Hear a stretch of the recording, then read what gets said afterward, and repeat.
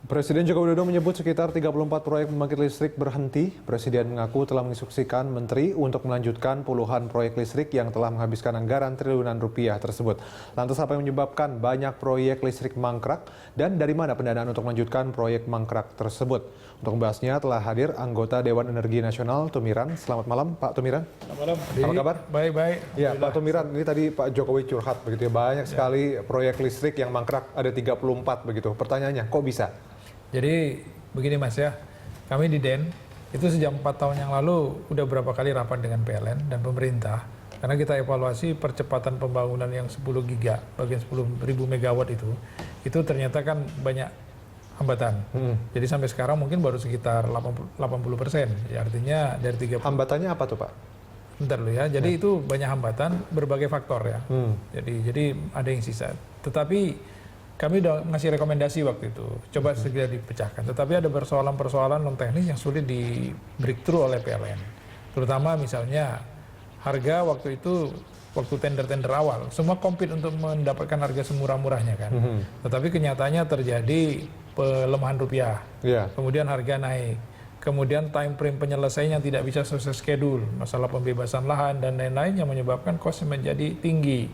Ini yang menyebabkan nggak bisa diselesaikan oleh para kontraktor, salah satu faktor. Dan mereka minta direview misalnya harganya. Tapi nggak ada yang berani ngambil keputusan kan? Kenapa? Ya, apa?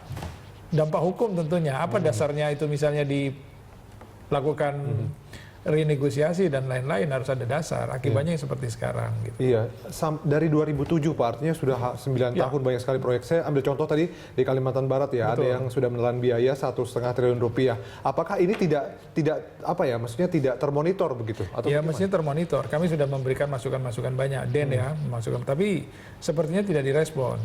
Kenapa tidak direspon? Ya, saya tidak tahu teman-teman yang ada di pemerintah. Tapi sudah didorong ya oleh DEN? Sudah kita petakan gitu. Tetapi ini Presiden sudah tahu betul, karena beliau sering rajin berkunjung ke daerah-daerah ya, tahu betul ada yang mangkrak. Tetapi untuk yang mangkrak ini supaya dihidupkan kembali, tapi harus hati-hati. Kenapa itu? Hati-hati begini, masalah desain. Apakah desain itu betul-betul sesuai standar atau tidak? Jangan-jangan yang mau kita hidupkan ini desainnya nggak cocok lagi. Sudah old school gitu. Iya, karena pengalaman yang FTP1 yang 8 giga yang hidup ini sekarang ini kan juga tidak full perform baik.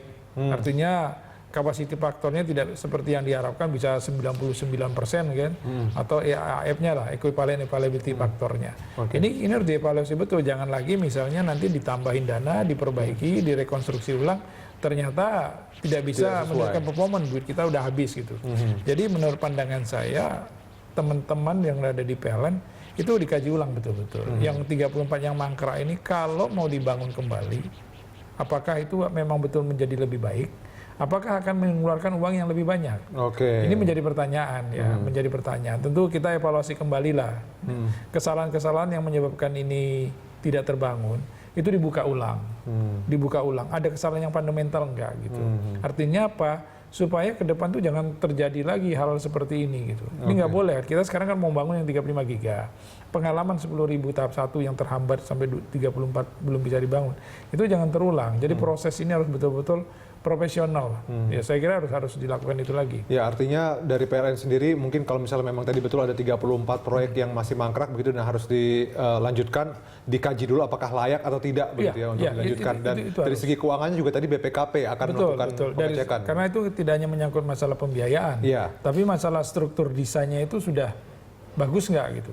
Jangan-jangan kita perbaiki nanti struktur desainnya nggak bagus. Ya ini harus dievaluasi betul, dipertanggungjawabkan. Kalau memang mau diperbaiki struktur desain, berani digaransi bahwa pembangkit itu adalah sangat layak untuk diteruskan. Tidak hanya finansialnya ya, tapi dari segi desain kapasiti faktor itu harus betul-betul diperhatikan. Karena kalau desainnya salah, ya seperti yang kita lihat beberapa pembangkit berat ini teman-teman PLN untuk mengelola beberapa pembangkit kan yang sudah jalan, yang dari proyek yang sisa yang udah berhasil dari yang di luar 34 ini tadi. Jadi ada beberapa sebetulnya yang sudah terbangun tapi kemudian tidak bisa perform gitu. Tidak bisa perform. Jadi jangan sampai itu terulang untuk yang 34 ini. Jangan sampai yang 34 ini kalau diteruskan lebih parah lagi gitu. Tapi Pak Jokowi kan ini kan berkeras, ayo cepat. Ya betul. Ya, pandangan beliau kan betul. Ini kan sudah mengeluarkan duit yang cukup banyak. Kenapa itu mandek? Berarti kan kerugian. Artinya uang dibuang sia-sia kan?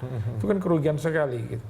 Nah, ini kita sebetulnya bukan ingin tunjuk hidung begitu Pak ya. Iya, Tapi enggak. kalau misalnya kita berusaha untuk mengevaluasi sebetulnya yang salah itu PLN atau investor-investor. Maksud saya ya investor-investor. Ya mungkin kalau kita cek yang salah, pengalaman kita di dalam mempercepat itu di dalam pengadaan tender dulu yang kita tidak mampu memprediksi. Saya sebelum tender itu dilakukan, dulu tahun 2005, 2006, saya sudah memberi warning ke pemerintah. Waktu saya belum anggota DEN. Oke.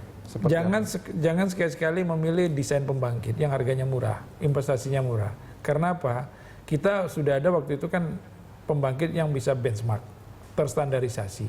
Artinya kalau standarisasi walaupun dia agak mahal, tapi kualitas pembangkit jelas terjamin. Oke. Karena seperti sekarang misalnya, kita pilih yang murah, ternyata nggak bisa selesai.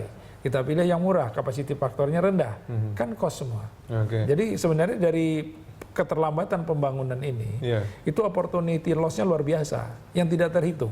Oke. Misalnya opportunity loss yang saya maksud. Di satu kawasan itu misalnya harus terbangun 200 mega, Oke. tetapi nggak terbangun. Akibatnya apa? Masyarakat nggak dapat pasokan listrik. Krisis listrik. Industri nggak bisa tumbuh. Industri itu kalau bisa tumbuh menciptakan lapangan kerja. Iya. Ada value added, ada tax negara. Berapa opportunity loss yang terjadi dengan tidak terselesainya itu. Iya. Kalau kita mau audit akibat kebijakan itu, Iya. akibat skenario yang nggak terjadi, ruginya bukan hanya rugi investasi yang sudah ditanamkan, tapi opportunity loss yang ditanggung daerah itu juga jauh lebih besar. Artinya perencanaannya sebetulnya masih bermasalah di Ya, dulu begitu ya. jadi saya dalam hal ini ingin pesan aja lah, supaya masalah teknis, masalah pembangunan infrastruktur, teman-teman yang paling tahu itu kan PLN. PLN harus menunjukkan diri sebagai institusi yang mampu mengevaluasi, ya, untuk menentukan teknologi dan menentukan time frame bagaimana perencanaan itu bisa dikerjakan. Jadi jangan ada campur pihak-pihak lain yang nggak ngerti teknologi misalnya. Kemarin Ini PLN harus katanya dilakukan. sempat berantem dengan SDM. Ada sedikit kisruh ya. Enggak. Saya kira bukan masalah berantem. SDM itu kan regulator. Iya. Ya. Regulator mengarahkan. Saya kira kalau SDM tidak intervensi masalah teknologi. Dia adalah sebagai regulator, Iya. memberi guidance bagaimana implementasi itu. PLN di satu sisi sebagai orang operasional yang ngerti bagaimana cara mengelola listrik, teknologi, ya bicara dari aspek itu. Oke. Ya, jadi tidak saling intervensi ya. Tidak. Oke. Saya kira harus ada pada tempatnya Oke. masing-masing. Ya. Pak Tumiran, kita break dulu. Ya. Ya, kita akan lanjutkan di segmen berikutnya Pak. Pemirsa, tetap bersama kami di Money Report.